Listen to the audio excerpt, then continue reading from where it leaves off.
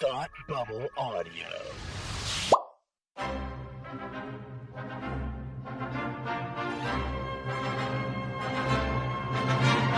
Look, up in the sky! You will never find the more wretched hive of scum and villainy. Welcome to Beer with Geeks with Tim and Frank. Who are you? I'm Batman. I am Iron Man. Your friendly neighborhood Spider-Man. Hi, Christopher. I'm Nero. My name is Inigo Montoya. You're a wizard, Harry. A couple of guys with a couple of beers and a whole lot of pop culture nostalgia. Make it so, number one. Ladies and gentlemen, the Beatles. Name the dog, Indiana. Life finds a way. I am serious. And don't call me Shirley. Now sit back and crack open a cold one, because it's time for Beer with Geeks. It comes in paints? Shaken, not stirred. Great Scott! I was way off. I knew it started with an S, though. Hi, and welcome to Beer with Geeks, where two geeks geek out with beer. I'm Tim, and with me, as always, is my ready-to-freak-out friend, Frank. How are you today? Hey, I'm ready to freak out, ready to bite your head off with excitement. Wow. Yeah. That's exciting. I can't freak out if you bite my head off. Well, yeah, well, we'll see. We'll find out. Did you know, fun fact, Frank, totally unrelated, but kind of, that when you cut off somebody's head, they are still alive for 30 seconds after their heads are cut off? I guess that makes sense. Like blood's still flowing, the heart's still pumping, for a few seconds. I could see that. No, not the body, the head. Oh, that's Yeah. horrifying. So there was a study done during the French Revolution, because they were cutting people's heads off, yes. and they were like, "Hey, are you still how alive Are you you still afterwards?" alive? Hello. Hi there. Hey. Hello. On a scale of 1 to 10, rate your aliveness. So they would pick up heads, and they would be like, "Follow my finger." Oh my God, are you serious? And so the eyes would follow the finger for about 30 to 38 seconds, and then they would die completely. Wow. So if you got chopped off, your head got chopped off at the guillotine, your head would fall into a basket, and if you were looking up, you could be like, "Oh, I can still see my body over there. I can still see my body over there. That's weird." And then think about it for another 20 more seconds, then die. Oh my God, that's horrifying. Wow. Isn't that crazy? Happy October. You have really given me a spooky, scary thing to think about. Spooky, scary. Yeah, very good. Anyway, what are you drinking? I am drinking, in the spirit of October, I'm drinking a Jack's Abbey Copper Legend Octoberfest. Ooh, fantastic. In the spirit of beheading, I am drinking a Shipyard Pumpkinhead. Good one. I got you. I got you covered. Yeah, man. It's all good. So listen, this is a disjointed episode, Frank, because we both saw Venom this previous weekend, and we have some things to say about it. But this previous weekend was also New York Comic Con. Right. And so we're going to do a bit of both, because I think that kind of sums up our feelings, or maybe your feelings and my feelings about the film Venom. So, Frank, in 3 words, tell me what Venom is about. Venom is about it's the tale of a studio. That's not 3 words, Frank. I said 3 words. Oh, in 3 words. I'm sorry. In 3 words. Well, I think actually that they put it best in the film itself. When they said, well, I only have 3 words, so I'll just say a flaming turd. Oh, very good. Yeah. You could say studio mucks up. Yeah. Or something that rhymes with that even. Yeah. Or Venom's poison itself. Or yeah, something along those lines. Yeah. So you really hated this movie. I hated this movie so much. I mean, we got to see this together, which we don't often do nowadays. It's true. It was a lot of fun. We got to see it with our friends. And absolutely. Well, I had fun. Because I was hanging out with you guys, but the movie sucked. What did you think? I didn't think it was nearly as bad as I thought it was going to be, though full disclaimer, to which I told you, I did fall asleep multiple times, which I don't think is necessarily a fault of the movie. I was just really sleepy. Okay. So I think it was the 3D glasses, because I was like, hey, my eyes are darker. This is fun, and I'm just going to take a little nappy bye.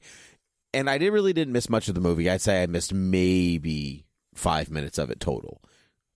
So in different chunks, even not even in one whole bit. So I definitely saw the movie, and I think it looked cool. I think Venom looked cool.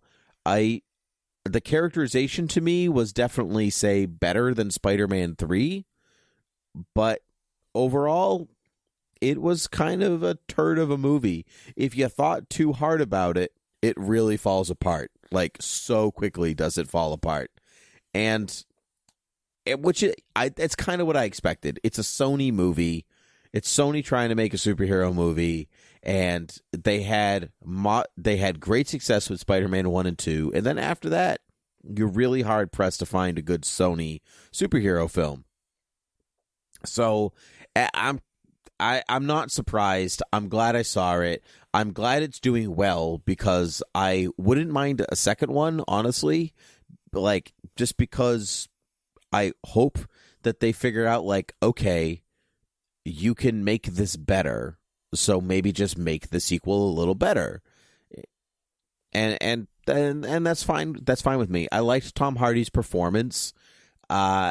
He definitely did Eddie Brock things. Eddie Brock in the comics is really his own worst enemy, and that is the portrayal of the character. You know, because when we saw it on Friday, you were like, why did he go into his girlfriend or his fiance's computer and like steal that information? That is a 100% Eddie Brock thing to do.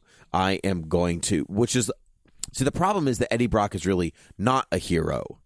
He's not really a good person. That's what made him a villain. Right. And so trying to turn a villain into a good person in a film is really challenging. In the comics, you got kind of years and years of stories to, like turn a character around this way. Right. So, it's more like Eddie learned his lesson and he'll never do that again. And then he's moving in a slightly different direction that way. So all that's there. That's fine. The idea of like Venom being like, well, on my planet, I'm kind of a loser, just like you. And so here, I'm somebody. I was like, that feels even stupid by Sony standards. That's funny. Like thinking of Venom as like a big dweeb on his planet is odd. Is very odd to me. Well, where he's like, on Earth, this sounds cool, so I'll say this. I mean, to me, so it's an interesting experiment to begin with, right? Because we're dealing with a villain who they are turning into an anti-hero. So, which he was in the comics still is in the comics. But they're having to do this in isolation away from Spider-Man, right? They can't have Spider-Man be part of the story, so it makes it a little harder.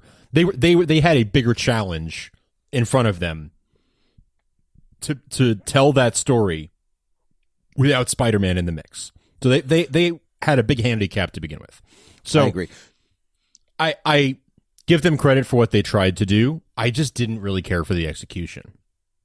I thought that Hardy was underutilized. I thought Jenny Slate was underutilized. I thought Riz Ahmed was I thought all this great cast, like really talented actors pretty much across the board, didn't really get to do much because the writing I thought was really weak. The dialogue was weak. The story was okay.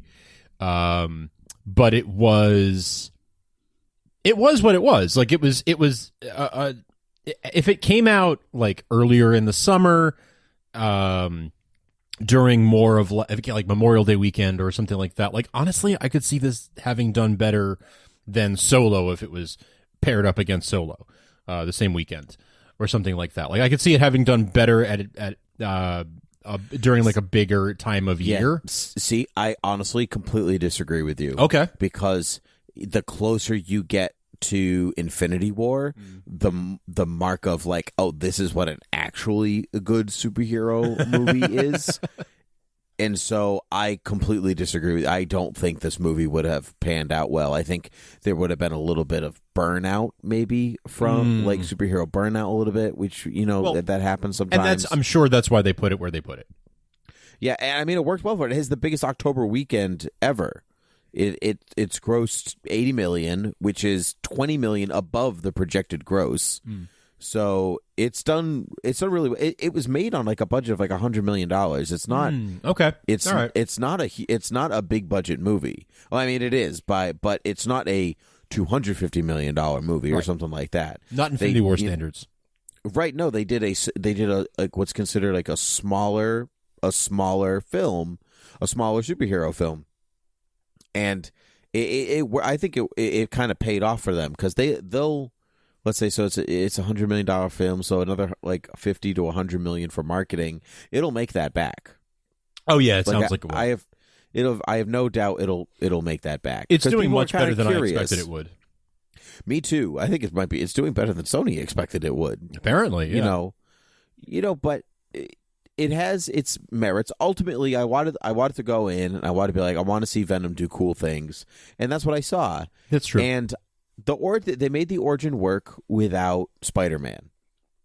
They took the element basically from the 90s animated TV show in which the symbiote comes to Earth, crashes on a spaceship with John Jameson Jr. on board, right?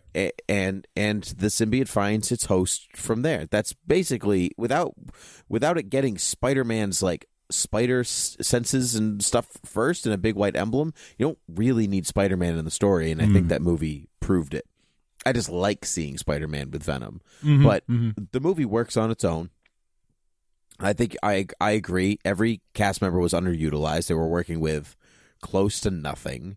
But that also shows you kind of the testament of some of the talent of these people, that they at least made it watchable for a lot of people. That's true. Outside of yourself, apparently. Yeah. I mean, for me, it didn't. They weren't able to salvage it. But clearly, people, the masses disagree with me, so that's fine.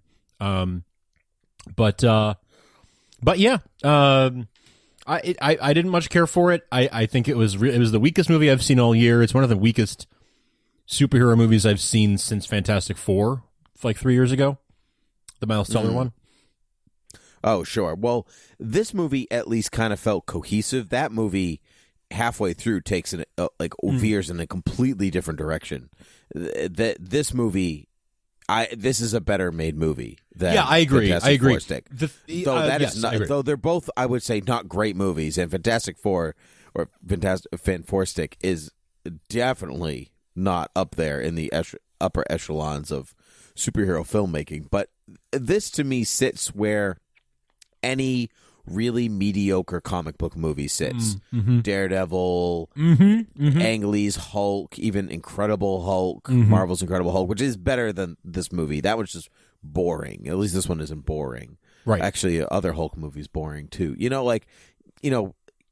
It's just very middle of the road. A little bit better than Ghost Rider, probably along same rides of Ghost Rider 2. They're not. None of those are great films by any stretch, but it's better than, say, like Catwoman. It's better than a lot of bad comic book movies, that's for sure. Absolutely. It's better than Steel. Oh man. Yeah, it's better than Batman and Robin. Oh, although yes. in some ways though, Batman and Robin is very consistent film. It is, that's true. Like the story makes sense, the character motivations make sense. It's just it's even like it looks good. It's just not. It doesn't treat its characters well. But technically, in the movie itself, it's perfectly well made film. So we just don't like its treatment of its characters. Right. This movie maybe is not as well made, and its characters are not treated as well. So technically speaking, Batman and Robin is a better film. It might be. But you could actually really make that case. Yeah, but that'd be a fun thing to do, like a mock trial of like one lawyer defending Batman and Robin, and the other one defending some other horrible like comic book movie. Yeah, that'd be a really funny like have two people study up and like be the like model UN or mock trial or whatever lawyers, and then just do it. Like go to have your opening statements and your arguments and your closing arguments and everything else. That'd be really funny. That would be hilarious. I'm on board for that.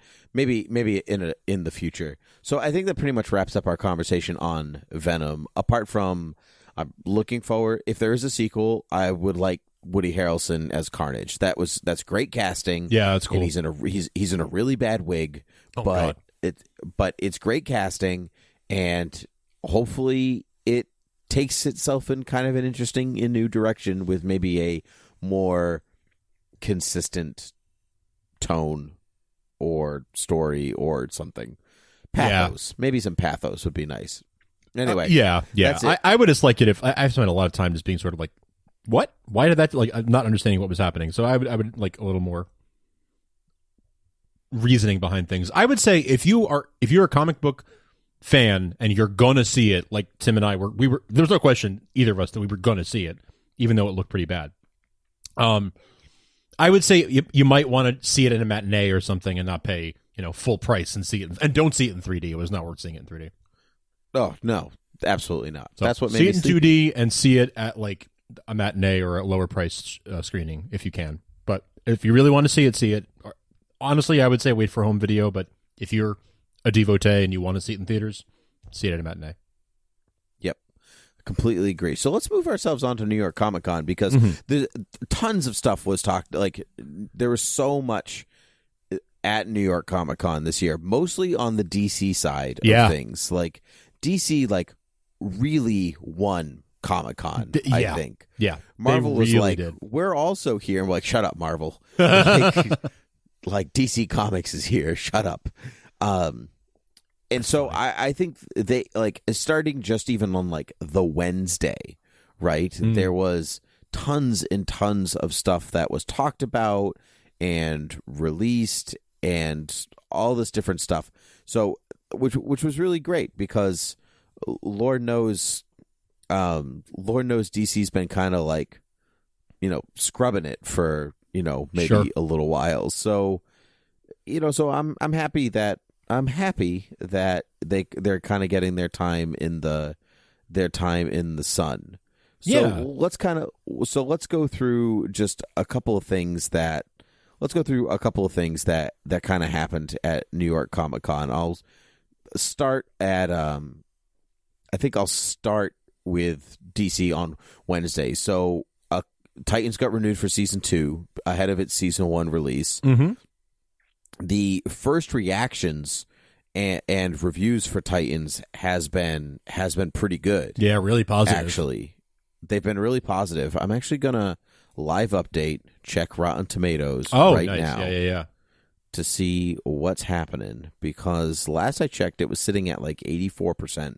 Wow. Or something like that, and that's 86%.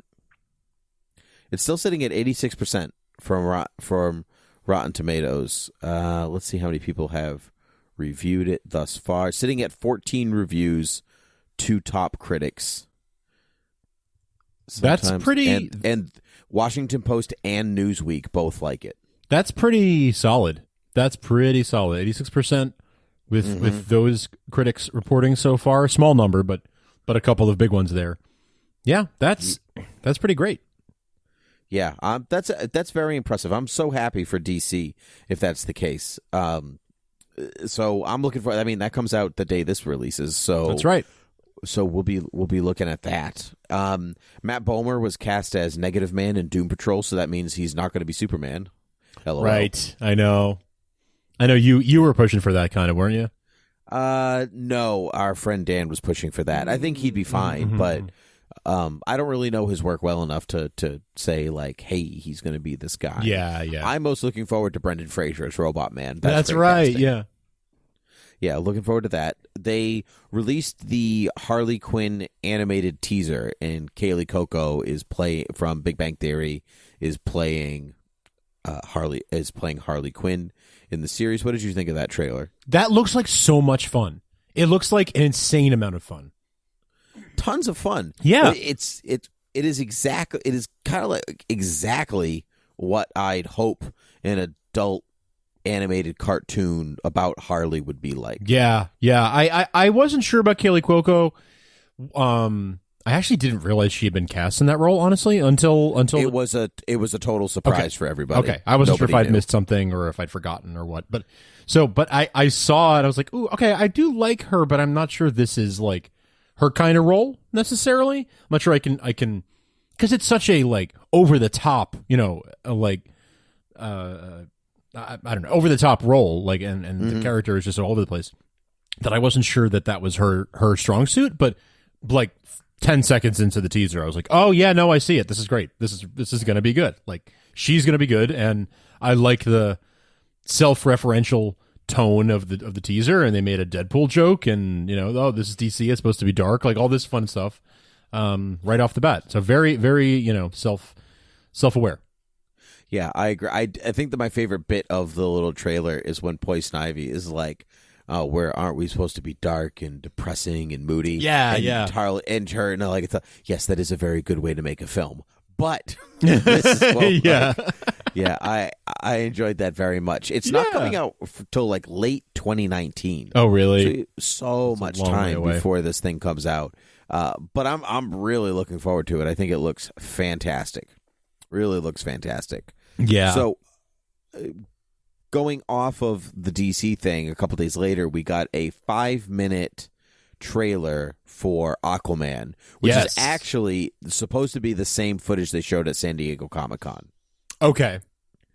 So yeah, they touched up some of the CG, because it's been a few months. But besides that, apparently it's the same trailer. So what did you think of the Aquaman 5-minute trailer? I think it looks actually pretty good. I've been a little bit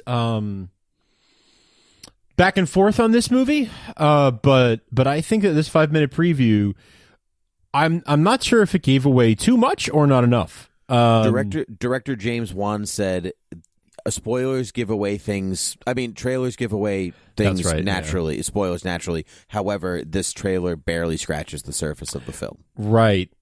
So that's exciting, and we definitely got a pretty decent chunk of a fight scene or two, and a little bit of a peek into who some of the characters are going to be, and who the villain is, and that kind of thing.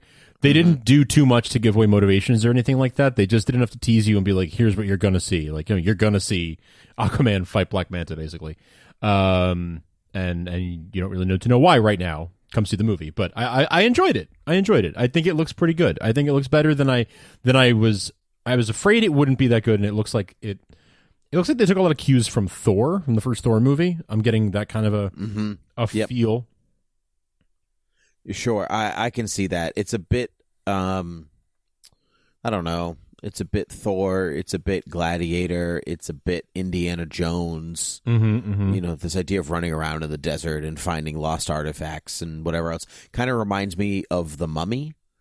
It feels like that kind of tone, like adventure and fun, and he said it's a swashbuckling high seas pirate adventure film. That's James Wan's description of the movie since day one, and that's what he's. It clearly looks like he's delivering. I'm still not 100% on board with Bro Aquaman. Yeah. He doesn't feel like a guy I'd want to be king, and I think that's the biggest flaw right now. I don't mind bro characters, but I don't want bro characters to lead kingdoms. Yeah. Well, but it does give Mara kind of a step up, like she's the one that's like, no, like I'm going to help you. Here we go. Which I actually really like that of her being the one who helps him embrace his destiny and find the greatness within him and become a good leader. But I what you're saying is exactly how I felt about Man of Steel. I was like, I don't think this guy was ready to be Superman. So. That seems to be a thing that's an angle that DC is more interested in telling. It's a story that they're more interested in telling than others, than Marvel and others are interested in telling right now. But DC really likes that. That, like, what if he starts out totally wrong for his destiny and has to embrace it in the long run? Wonder Woman wasn't really that way, but so far, Superman was, and Aquaman seems to be that way too. Sure. Well, I think Aquaman is that way because that's the way Zack Snyder presented him first. Yeah, agreed. Whereas Wonder Woman only showed up to do battle with Doomsday, and then they basically had carte blanche. They could do whatever they wanted. Exactly. Aquaman doesn't have that fortune. Correct. I guess. We're getting a bit of a take. That's okay.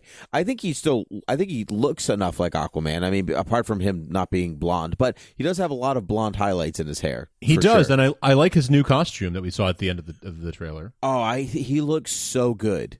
Like when he appeared in that suit at the end of the trailer, I said, I'm so glad that they've been holding back on this image until this moment. He looks amazing. Looks so good.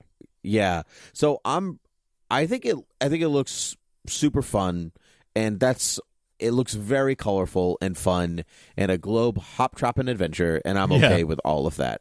Absolutely. I'm okay with all of that. So moving on from the DC side of things, we talked about Daredevil last episode or the episode before, I can't remember, maybe last episode.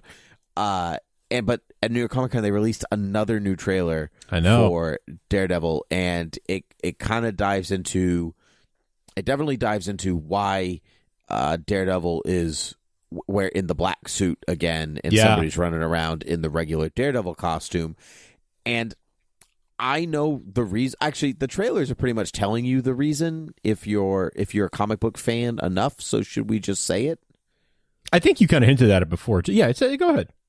So in the comics, the Kingpin hires Bullseye to impersonate Daredevil to frame him, and that's what this is. Mm-hmm. He has found. I mean, if you watch the new trailer, like that dude is Bullseye. He's throwing stuff and killing people in one hit, and he's obviously not Daredevil. And in the newest Bullseye trailer, which was not released at Comic-Con but afterwards, it literally shows the Bullseye symbol. Mm-hmm.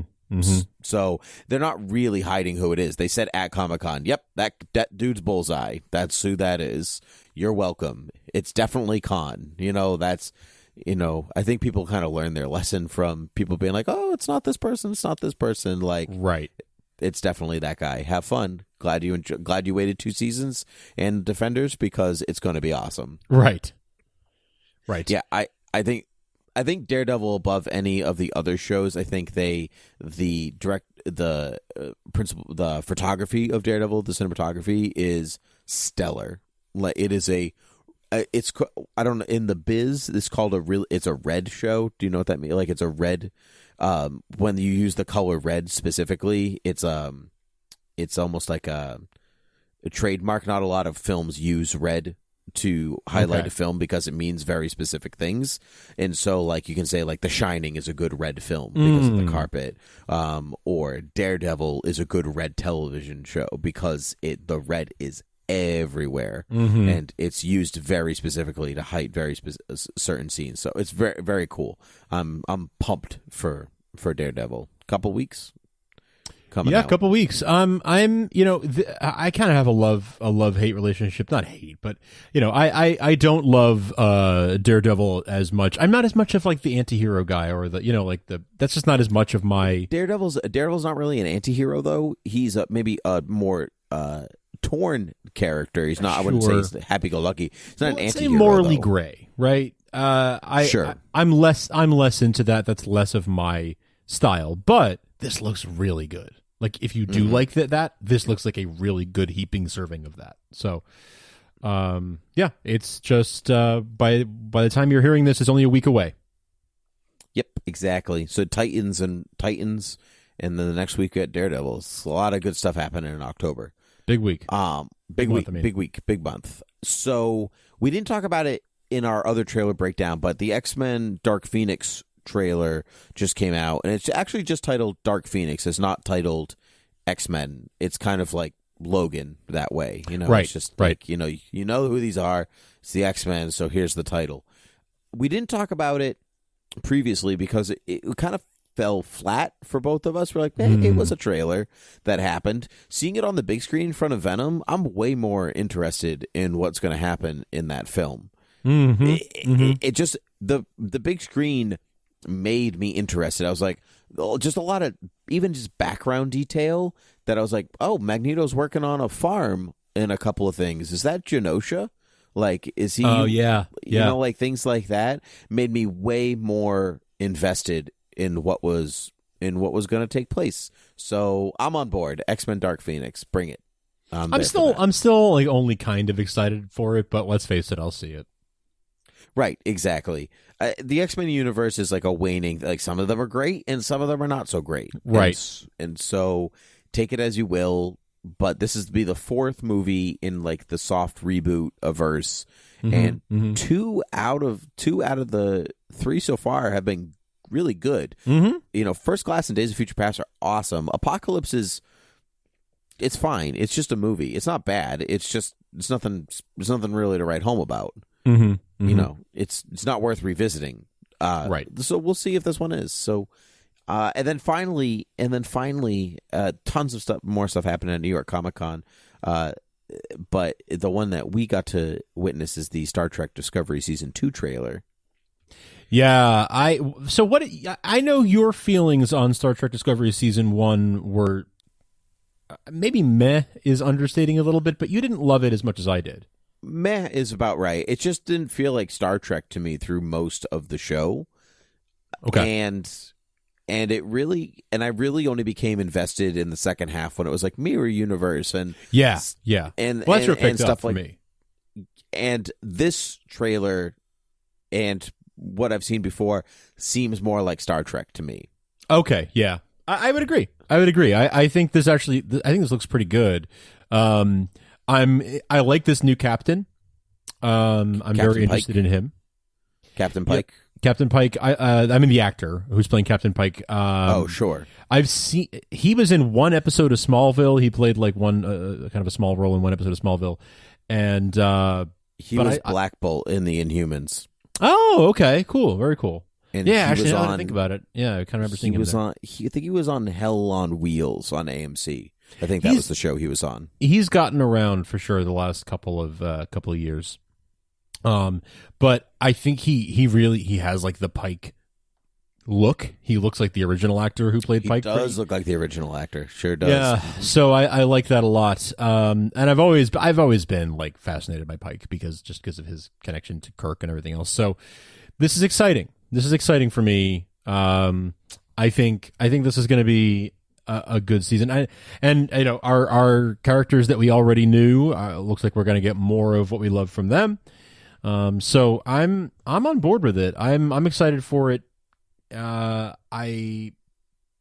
think that the crew working on the show has a real love and respect for the source material while wanting to push it to new places. And I respect that, and I like what they're doing with it. So I'm on board for this. Sure. I don't disagree at all. What do you think of Spock's fifth Beatle look? Fifth Beatle. Yeah. I mean, I wasn't sure, if we would, what kind of Spock exposure we would get. But yeah, he's got kind of the Paul McCartney beard from Let It Be going on there. Mm-hmm. Yeah. I mean, he seems to be in I'm an emotional Spock. Right now, I'm torn between my two halves, and the Vulcan side will kind of eventually win out, and then Kirk will kind of like bring him back down a little bit. So I'm curious to see him like go from I'm super emotional to like lead himself into no emotion whatsoever, and then back into, you know what I mean? Like it's going to be a real progression for Spock. Right, and I wonder if we're going to see more of the Leonard Nimoy take on Spock, or if we're going to see more of Zachary Quinto Kelvin universe take on Spock, because the Kelvin universe Spock is definitely a little more emotional than the original timeline Spock was. So so far it looks like they are leaning a little more in the Kelvin direction, but I guess we'll see. That's the thing. I'm interested to see if he interacts with Michael at all. I'm interested to see if he. Well, it is her half brother, right, or a step brother, or. Yeah. So that's why I'm interested to see what their, how their encounter goes, and I'm always, when you're bringing in these big heavy hitters, that's why I always get a little bit nervous. Like, all right, let's hope they can do this. Let's hope they pull this off. But so far, like I said, I think they have a real respect for the source material. So I think that they'll probably do a good job. But we'll see. Mm-hmm. We shall see. I am cautiously optimistic about it. Me as well. Well, I think that pretty much wraps up all of our like really quick overview of New York Comic Con. There's a bunch of other stuff that maybe will crop up in conversation in future episodes as we go on. Brian Michael Bendis back with Young Justice, or Tim Drake as Robin, and Connor Kent is back as Superboy, or the So Metropolis excited for Kid. that. Yeah, Bart Allen. So there's some real good stuff happening over in the comic geek world, but that is going to wrap it up from us. So you can find us at thoughtbubbleaudio.com and check out all of our other Thought Bubble audio shows. You can rate and review us on iTunes and find us in other places that podcasts can be found, like Spotify and Overcast and Google Play. You can certainly check in with us at Twitter, Gmail, and Facebook at Beer with Geeks. And that is all in the whole kit and caboodle. So, Frank, I'd say until next time, cheers.